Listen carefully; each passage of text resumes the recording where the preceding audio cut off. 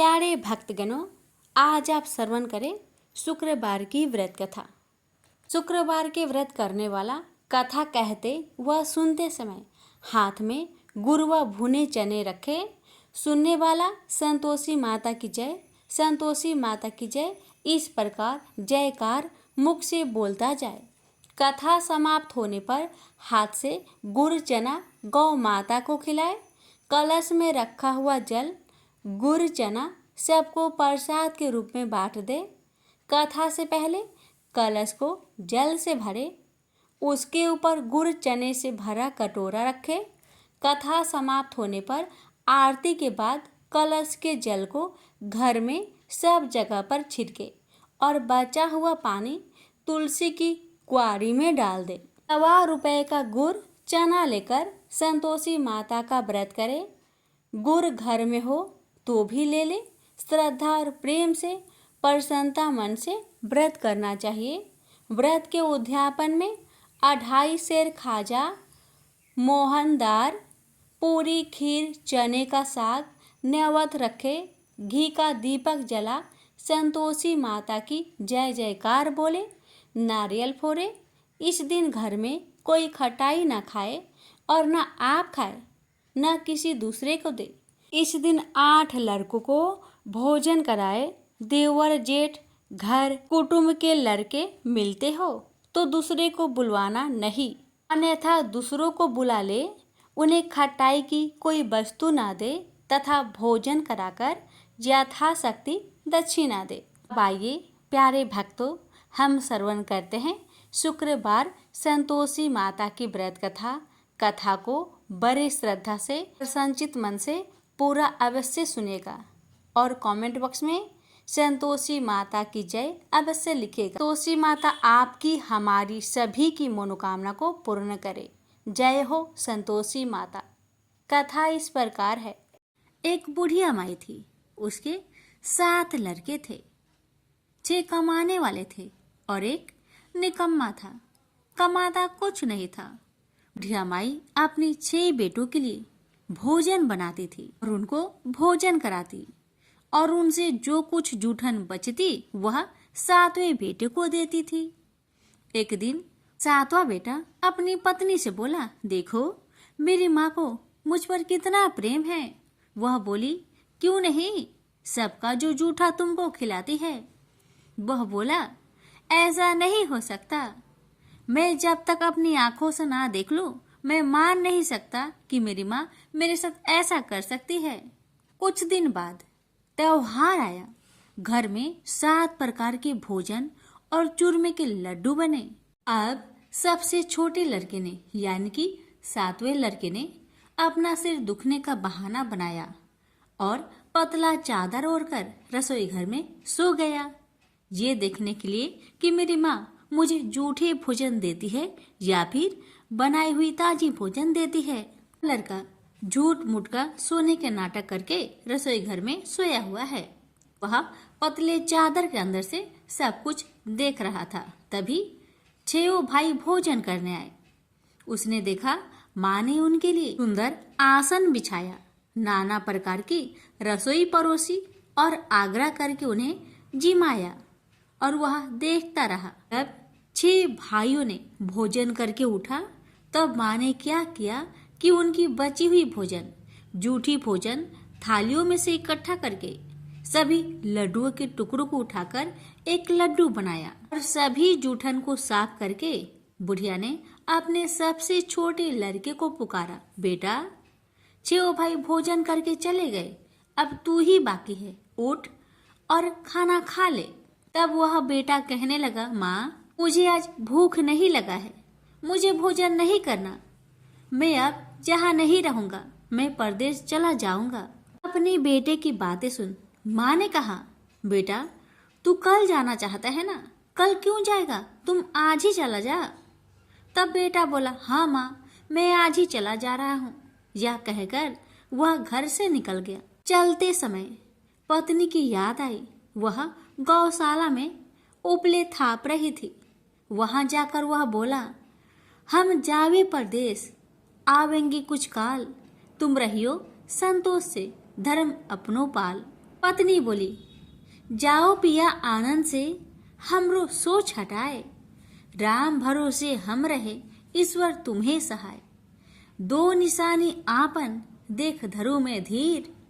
सुधी मति हमारी, बिसारियो रखियो मन गंभीर। पति बोला, मेरे पास तो कुछ नहीं, यह अंगूठी है, सो ले और अपनी कुछ निशानी मुझे भी दे। पत्नी बोली, मेरे पास क्या है, यह गोबर से भरा हाथ। यह कहकर पति की पीठ पर गोबर के हाथ की थाप मार दी। अब पति चल दिया। चलते चलते दूर देश पहुंचा। वहां एक साहूकार की दुकान थी। वहां जाकर कहने लगा, भाई मुझे नौकरी पर रख लो। साहूकार को जरूरत थी तो वह बोला, रह जाओ। लड़के ने पूछा, तनख्वाह क्या दोगे? तो साहूकार ने कहा, तुम्हारा काम देखकर तब हम दाम देंगे। साहूकार की नौकरी मिली। वह सुबह 7 बजे से 10 बजे तक नौकरी करने लगा। कुछ दिनों में दुकान का सारा लेन देन, हिसाब किताब, ग्राहकों को माल बेचना, सारा काम करने लगा। साहूकार के 7-8 नौकर थे। वे सब चक्कर खाने लगे। यह तो बहुत होशियार बन गया है। सेठ ने भी काम देखा और 3 महीने में ही उसे आधे मुनाफे का हिस्सेदार बना लिया। वह कुछ वर्ष में ही नामी सेठ बन गया और मालिक सारा कारोबार उस पर छोड़कर चला गया। इधर पति की अनुपस्थिति में उसकी पत्नी को सास ससुर दुख देने लगे। सारी गृहस्थी का काम करा के उसे लकड़ी लेने जंगल में भेजते हैं। इस बीच घर के आटे से जो भूसी निकलती, उसकी रोटी बनाकर रख दी जाती और उसके साथ ही फूटे नारियल की नारेली में पानी। एक दिन वह लकड़ी लेने जा रही थी। रास्ते में बहुत सी स्त्रियां संतोषी माता की व्रत करते दिखाई दी। वह लड़की खड़ी होकर कथा सुनने लगी और पूछा, बहनों तुम किस देवता की व्रत करती हो और उसके करने से क्या फल मिलता है? यदि तुम इस व्रत का विधान मुझे समझाकर कहोगी तो मैं तुम्हारा बड़ा एहसान मानूंगी। तब उनमें से एक स्त्री बोली, सुनो बहन, यह संतोषी माता का व्रत है। इसके करने से निर्धनता, दरिद्रता का नाश होता है और जो कुछ मन में कामना हो सब संतोषी माता की कृपा से पूरी होती है। तब उसने उससे व्रत की विधि पूछी। वह भक्तिनी स्त्री बोली, 1.25 आने का गुड़ चना लेना, इच्छा हो तो 5.25 आने का लेना, या फिर 1.25 रुपए का भी सहूलियत के अनुसार लाना। बिना परेशानी और श्रद्धा व प्रेम से जितना भी बन पड़े 1.25 लेना। प्रत्येक शुक्रवार को निराहार रहकर कथा सुनना। इसके बीच कर्म टूटे नहीं, लगातार नियम पालन करते रहना। सुनने वाला कोई ना मिले तो घी का दीपक जला उसके आगे या जल के पात्र के सामने रखकर कथा कहना। जब कार्य सिद्ध ना हो नियम का पालन करना और कार्य सिद्ध हो जाने पर व्रत का उद्यापन करना। 3 मास में माता फल पूरा करती है। यदि किसी के ग्रह खोटे भी हो तो भी माता वर्ष भर में कार्य सिद्ध करती है। फल सिद्ध होने पर उद्यापन कर लेना चाहिए, बीच में नहीं। उद्यापन में 2.5 सेर आटे का खाजा तथा इसी परिमाण में खीर तथा चने का साग करना। 8 लड़कों को भोजन कराना। जहाँ तक मिले देवर जेठ भाई बंधु के हो, न मिले तो रिश्तेदारों और पास पड़ोसियों को बुलाना। उन्हें भोजन करा, यथाशक्ति दक्षिणा दे। माता का नियम पूरा करना। उस दिन घर में खटाई न खाना। यह सुन बुढ़िया माई के लड़के की बहू चल दी। रास्ते में लकड़ी की बोझ को बेच दिया और उन पैसों से गुड़ चना ले माता की व्रत की तैयारी कर आगे चली और सामने मंदिर देखकर पूछने लगी, यह मंदिर किसका है? सब कहने लगे, संतोषी माता का मंदिर है। यह सुनकर माता के मंदिर में जाकर चरणों में लौटने लगी। दीन हो विनती करने लगी, माँ मैं निपट अज्ञानी हूँ, व्रत के कुछ भी नियम नहीं जानती, मैं दुखी हूँ। हे माँ जगत जननी मेरा दुख दूर कर, मैं तेरी शरण में आई हूँ। माता को दया आई। एक शुक्रवार बीता कि दूसरे को उसके पति का पत्र आया और तीसरे शुक्रवार को उसका भेजा हुआ पैसा आ पहुंचा। यह देख जेठ जेठानी मुंह सिडोकने लगी। लड़के ताने देने लगे। काकी के पास पत्र आने लगे, रुपया आने लगा। अब तो काकी की खातिर बढ़ेगी। बेचारी सरलता से कहती, भैया कागज आवे रुपया आवे, हम सब के लिए अच्छा है। ऐसा कहकर आंखों में आंसू भरकर संतोषी माता के मंदिर में आ मातेश्वरी के चरण में गिरकर रोने लगी। माँ मैंने तुमसे पैसा कब मांगा है माँ? मुझे पैसे से क्या काम है माँ? मुझे तो अपने सुहाग से काम है। मैं तो अपनी स्वामी के दर्शन मांगती हूँ माँ। तब माता ने प्रसन्न होकर कहा, जा बेटी तेरा स्वामी आएगा। यह सुनकर खुशी से बावली होकर घर जा पहुंची, अपना काम काज करने लगी। अब संतोषी माँ विचार करने लगी, इस भोली पुत्री को मैंने कह तो दिया कि तेरा पति आएगा, लेकिन कैसे? वह तो इसे सपने में भी याद नहीं करता। उसे याद दिलाने को मुझे ही जाना पड़ेगा। इस तरह माता जी उस बुढ़िया के बेटे के पास जा सपना में प्रकट हो कहने लगी, साहूकार के बेटे तुम सो रहा है या जागता है? वह कहने लगा, माता मैं सोता भी नहीं जागता भी नहीं, कहो क्या आज्ञा है? माता कहने लगी, तेरे घर बार कुछ है कि नहीं? वह बोला, मेरे पास सब कुछ है माँ। माँ बाप है, पत्नी है, क्या कमी है माँ? माँ बोली, भोले पुत्र तेरी पत्नी घोर कष्ट उठा रही है, तेरे माँ बाप उसे परेशान कर रहे हैं, वह तेरे लिए तरस रही है, तू उसकी सुधि ले। वह बोला, हाँ माता जी यह तो मालूम है, परंतु जाऊं तो कैसे? परदेश की बात है, लेन देन का कोई हिसाब नहीं है, कोई जाने का रास्ता भी नहीं आता, कैसे चला जाऊं?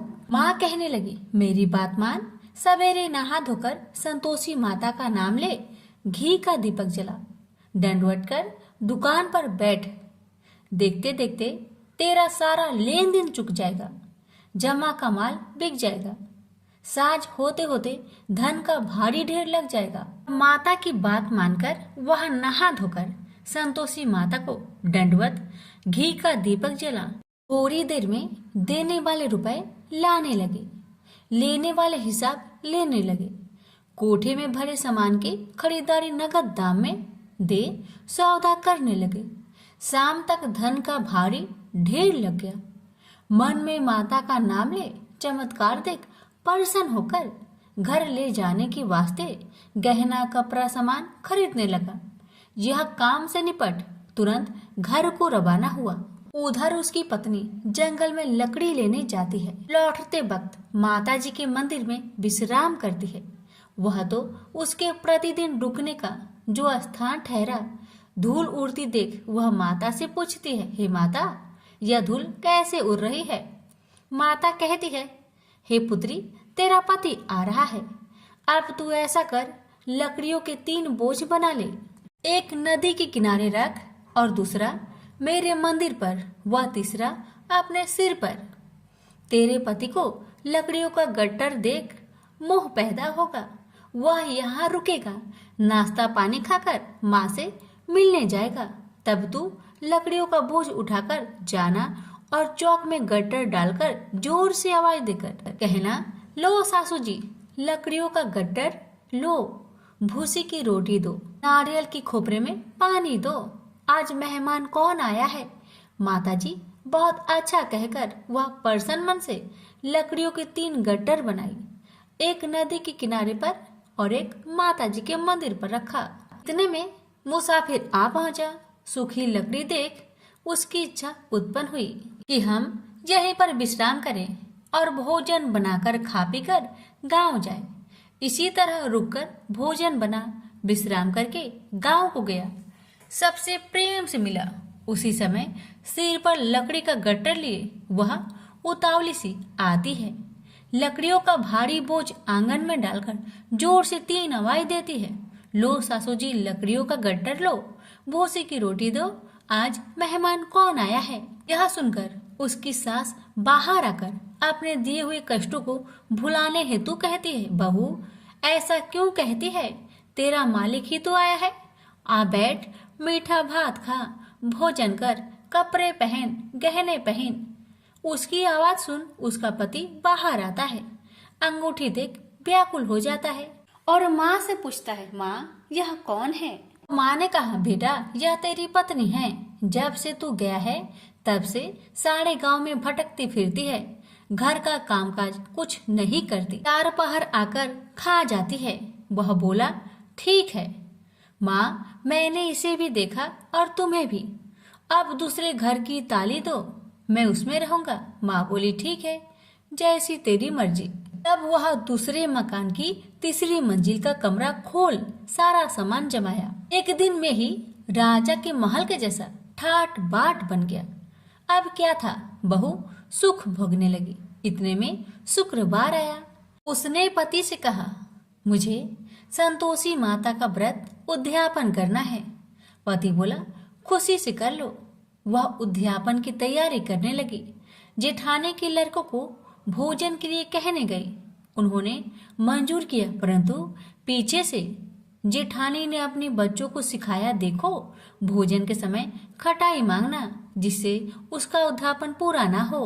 अब तो बच्चे जिमने आए, खीर खाना पेट भर के खाए, परंतु बाद में खाते ही कहने लगे, हमें खटाई दो, खीर खाना हमको नहीं भाता, देखकर आरुचि होती है। वह कहने लगी, भाई खटाई किसी को नहीं दी जाएगी, यह माँ संतोषी का प्रसाद है। लड़के उठ खड़े हुए, बोले, पैसे लाओ। भोली बहू कुछ जानती नहीं थी, वह उन बालकों को पैसे दे दिए। लड़के उसी समय हट करके इमली खटाई ले खाने लगे। यह देखकर बहू पर माताजी ने कोप किया। राजा के दूत उसके पति को पकड़कर ले गए। जेठ जेठानी मन माने वचन कहने लगे, लूट लूट कर धन इकट्ठा कर लाया है, अब सब मालूम पड़ जाएगा जब जेल की मार खाएगा। बहू से यह सहन नहीं हुआ। रोती हुई बहू माताजी के मंदिर गई। कहने लगी, हे माता, तुमने क्या किया, हंसाकर अब भक्तों को रुलाने लगी। माता बोली, बेटी तूने उद्यापन करके मेरा व्रत भंग किया है। वह कहने लगी, माता मैंने कुछ अपराध किया है क्या? मैंने तो भूल से लड़कों को पैसे दे दिए थे, मुझे क्षमा करो, मैं फिर तुम्हारा उद्यापन करूंगी। माँ बोली, अब भूल मत करना। माँ कहती है, अब भूल नहीं होगी, अब बतलाओ वो कैसे आएंगे। माँ बोली, जा पुत्री, तेरा पति तुझे रास्ते में आता मिलेगा। वह निकली, राह में पति आता मिला। वही पूछी, कहाँ गए थे? वह कहने लगा, इतना धन जो जमाया है उसका टैक्स राजा ने मांगा था, वह भरने गया था। वह परेशान हो बोली, भला हुआ, अब घर को चलो। कुछ दिन बाद फिर शुक्रवार आया। फिर वह बोली, मुझे माता का उद्यापन करना है। पति ने कहा, करो। पत्नी फिर जेठ के लड़कों को भोजन को कहने गई। ठानी ने 1-2 बातें सुनाई। सब लड़कों को सिखाने लगी, तुम सब लोग पहले ही खटाई मांगना। लड़के भोजन से पहले कहने लगे, हमें खीर नहीं खाना, हमारा जी बिगड़ता है, कुछ खटाई खाने को दो। वह बोली, खटाई किसी को नहीं मिलेगा, आना हो तो आओ। वह ब्राह्मण के लड़के को लाकर भोजन कराने लगी। यथाशक्ति दक्षिणा की जगह 1-1 फल उन्हें दिया। संतोषी माता प्रसन्न हुई। माता की कृपा होते ही 9वें मास में उसके चंद्रमा के समान सुंदर पुत्र प्राप्त हुआ। पुत्र को पाकर प्रतिदिन माताजी के मंदिर में जाने लगी। माँ ने सोचा, यह रोज आती है, आज क्यों न आए, इसके घर चलो। यह विचार कर माता ने भयानक रूप बनाया। गुड़ चने से सना मुख, ऊपर सूर्य के समान होठ, उस पर मक्खियां भीन भीन कर रही थी। दहली पर पैर रखते ही उसकी सास चिल्लाई, देखो रे देखो, कोई चुड़ैल डाकिन चली आ रही है। लड़को इसे भगाओ, नहीं तो किसी को खा जाएगी। लड़के भागने लगे, चिल्लाकर खिड़की बंद करने लगे। बहू रोशनदान में देख रही थी। प्रसन्नता से पगली बन चिल्लाने लगी, आज मेरी माँ मेरे घर आई है, आज मेरी माता मेरे घर आई है। वह बच्चों को दूध पीने से हटाती थी। इतने में सास का क्रोध फट पड़ा। वह बोली, क्यों उतावली हुई है, बच्चे को पटक दिया। इतने में माँ के प्रताप से लड़के ही लड़के नजर आने लगे। वह बोली, माँ जिसका मैं व्रत करती हूँ, यह वही संतोषी माता है। सबने माता जी के चरण पकड़ लिए और विनती कर कहने लगे, हे माता, हम मूर्ख हैं, अज्ञानी हैं। तुम्हारे व्रत की विधि हम नहीं जानते। व्रत भंग कर हमने बड़ा अपराध किया है। जग माता, आप हमारा अपराध क्षमा करो। इस प्रकार माता प्रसन्न हुई। बहू को प्रसन्न हो जैसा फल दिया, वैसा माता सबको दे। जो पढ़े उसका मनोरथ पूर्ण हो, जो सुने उसका भी मनोरथ पूर्ण हो। प्रेम से बोलिए संतोषी माता की जय।